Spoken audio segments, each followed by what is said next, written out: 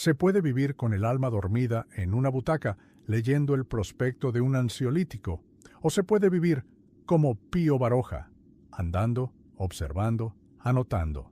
Y no es una metáfora ni una pose de escritor del siglo XIX que se refugia en la bohemia para justificar su pereza.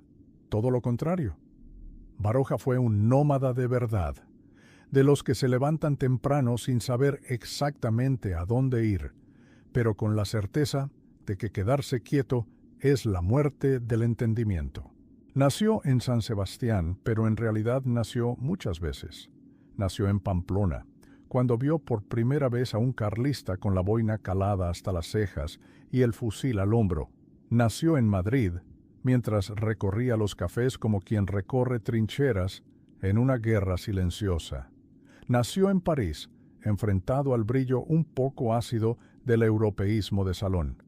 Nació en Florencia, en Tánger, en Londres, en cada posada sucia con olor a sopa y a humanidad vencida. Baroja no escribía novelas, describía lo que había olido, oído y palpado. El barro de los caminos, la hojarasca de la historia, las arrugas en la cara de un desertor. Mientras otros literatos de su época se encerraban en las bibliotecas, Baroja caminaba. Caminaba muchísimo. Lo hizo desde joven, cuando era estudiante de medicina, una carrera que terminó, pero no por vocación, sino por pura disciplina. Lo suyo no era abrir cuerpos, sino abrir cabezas, entender el alma humana.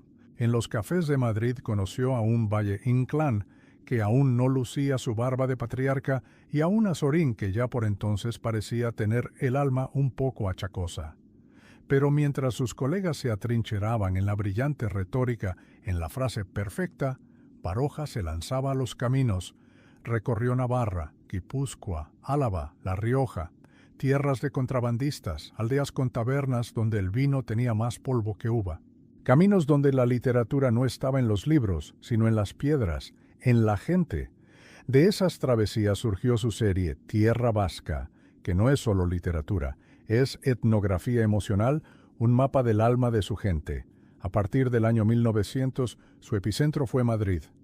Pero Madrid entendido como un centro geográfico, como una plataforma desde donde partir hacia lo que de verdad le interesaba. Castilla, esa Castilla reseca, de horizontes infinitos, con posadas frías y la dignidad picaresca del mendigo orgulloso.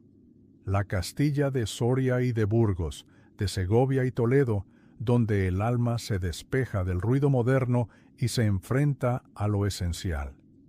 Esas tierras le ofrecieron la materia prima para novelas como La monumental, El árbol de la ciencia, que no es otra cosa que el grito de angustia de un hombre que no encuentra en la razón ninguna esperanza, ninguna respuesta definitiva. Y es que Baroja no era un optimista, para nada. Era un descreído lúcido, pero, seamos sinceros, ¿qué otra cosa se puede ser siendo español? Sus viajes a París, que comenzaron en 1901, fueron para él una escuela de desconfianza. Claro que admiró la vitalidad artística de la ciudad. Frecuentó cafés legendarios como Les Deux Magots, escuchó conferencias y se empapó del famoso caso Dreyfus. Pero París, con esa pose de capital mundial del pensamiento, le olía en exceso a perfume, a artificio.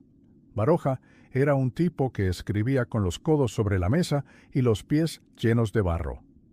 Le interesaban las tertulias parisinas, sí, pero le divertía mucho más la fauna humana que encontraba en los trenes y en los puertos. Por eso en sus memorias, tituladas Desde la última vuelta del camino, hay más verdad en una humilde fonda de provincias que en 100 universidades.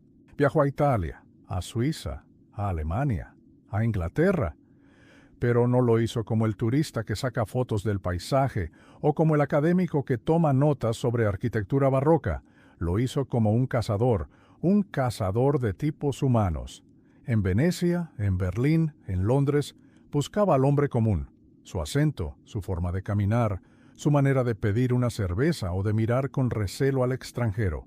Baroja anotaba como un espía, con rapidez, sin adornos, con la urgencia de quien sabe que el mundo se escapa si uno se detiene demasiado a embellecerlo. Y luego está el norte de África, Tánger, Tetuán.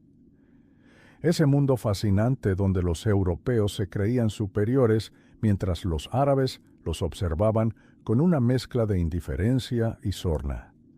Baroja supo mirar allí donde otros solo veían una postal exótica. Vio la mezcolanza de razas, la tensión entre culturas, el absurdo del colonialismo.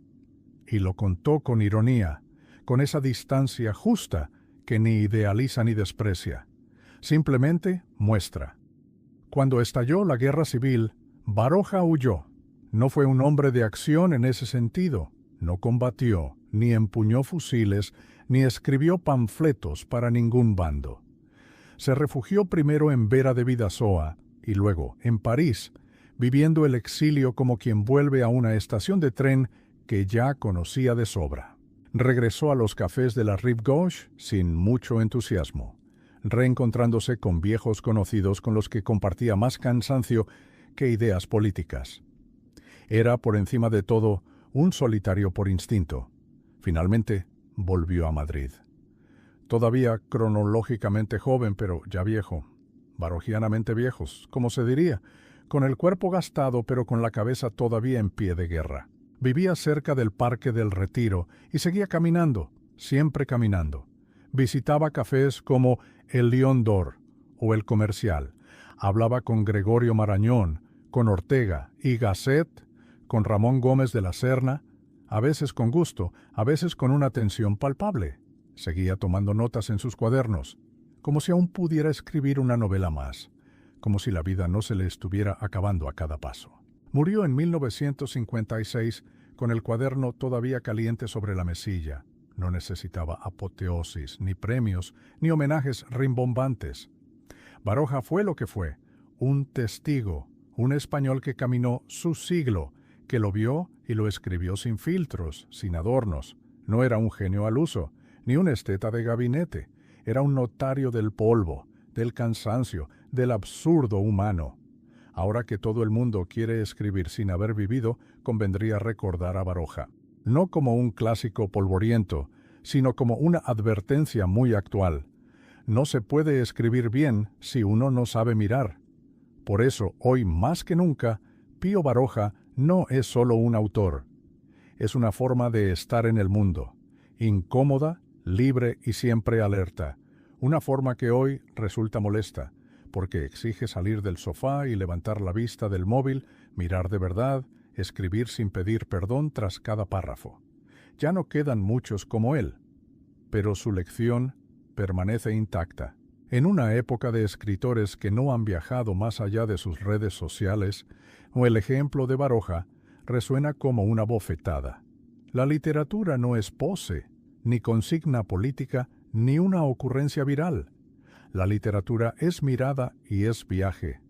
Quien quiera escribir en serio debería seguir sus pasos y leer sus libros más viajeros, como Camino de Perfección, Las Horas Solitarias, desde la última vuelta del camino, no como literatura de evasión, sino como un magisterio, como el aprendizaje vivo de la escritura en marcha de un hombre que entendía el mundo mientras lo caminaba. Baroja fue muchas cosas, pero sobre todo fue un hombre en movimiento, un tipo que nunca, jamás, se dejó domesticar por su propia estatua. Te agradezco la atención y espero que apoyes el canal.